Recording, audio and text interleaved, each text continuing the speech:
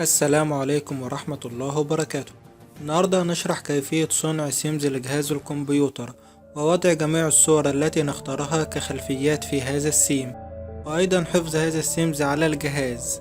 قبل أي شيء، إذا كنت أول مرة تشاهد فيديوهاتنا ما تنساش تعمل لايك للفيديو واشتراك في القناة. ويلا بينا نبدأ الشرح. أول خطوة نقوم بتحميل هذا الملف، وهسيب لكم الرابط تحت في الوصف.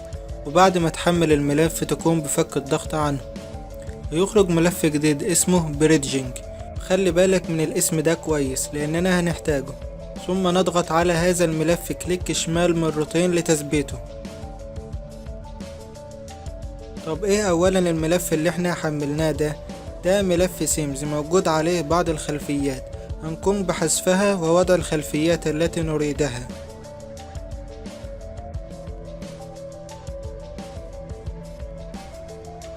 ثاني خطوة هنقوم بإظهار الملفات المخفية عن طريق فتح الماي كمبيوتر أو زيس بي سي، وهنيجي من فوق على الشمال نضغط على فيو ونختار هيدن التيم.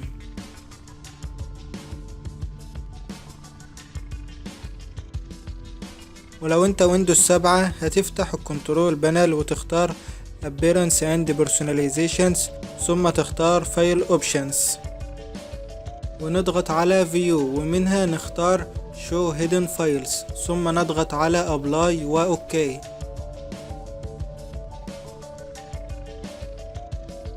تالت خطوة هنفتح بارتيشن السي ونختار ملف اليوزرز ونفتح الفولدر واللي بيكون باسم الجهاز.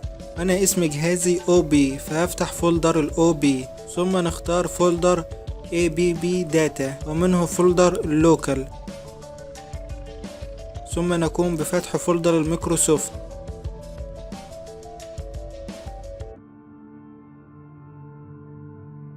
ثم فولدر ويندوز ومنه نفتح فولدر سيمز. هنلاقي فولدر باسم بريدجينج، وهذا هو اسم السيم الذي قمنا بتثبيته في أول الفيديو. عند فتح هذا الفولدر هنجد جميع خلفيات هذا السيم.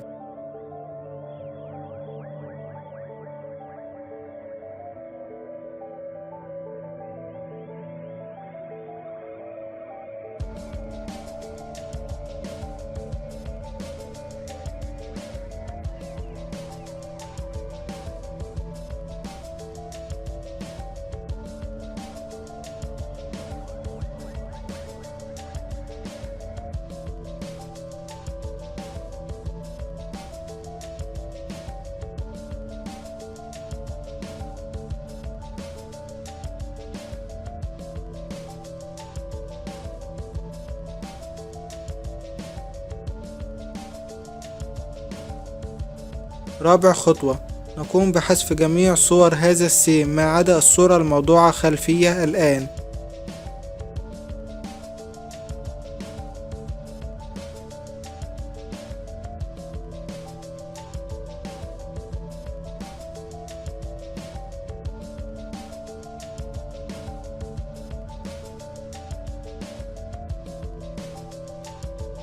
وبعد الحذف هنلاحظ إذا أردنا تغيير الخلفية كما فعلنا في السابق فلا يحدث شيء لأننا قد حذفنا المصدر.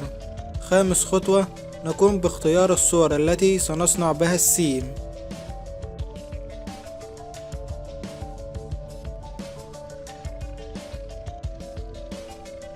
نقوم بتحديد الصور التي نريدها ويمكننا اختيار أي عدد من الصور، وبعد ما حددنا الصور نقوم بعمل نسخ لها. نذهب إلى ملف بريدجينج ونقوم بلصق هذه الصور،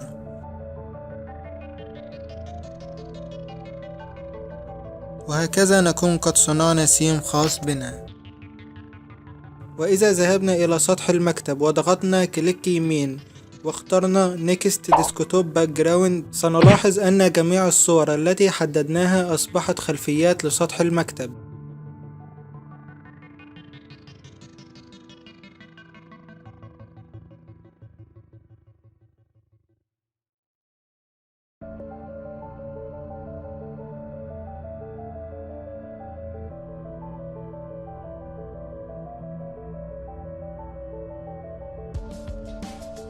الخطوة السادسة وهي حفظ السيم على الجهاز. هنيجي من قائمة ستارت ونفتح السيتنجز الإعدادات ونختار منها personalizations الخصائص. هنيجي من القائمة اللي على الشمال ونضغط على سيمز، هنلاقي اسم السيم بريدجينج اللي عملناه، هنضغط عليه كليك يمين ونختار save themes for sharing أي حفظ السيم للمشاركة. نحدد هنا مكان حفظ السيم واسمه، أنا هسميه مثلا my themes، ونضغط على سيف. هننتظر حتى يتم حفظ السيم.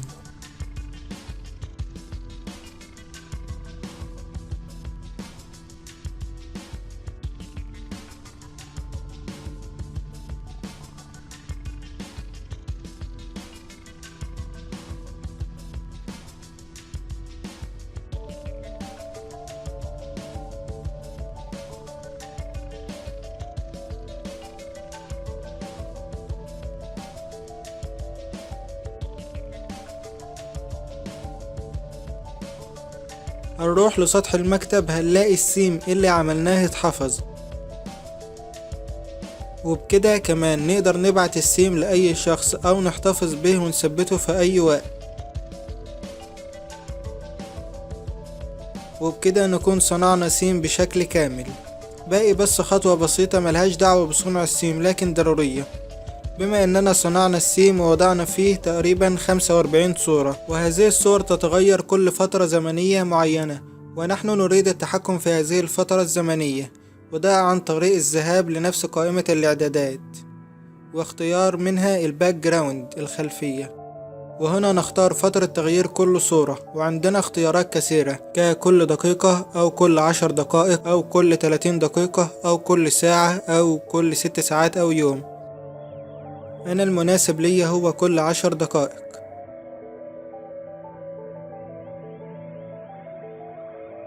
وبكده يكون شرحنا انتهى. لو عجبك الفيديو متنساش تعمل لايك واشتراك في القناة، وشكرا.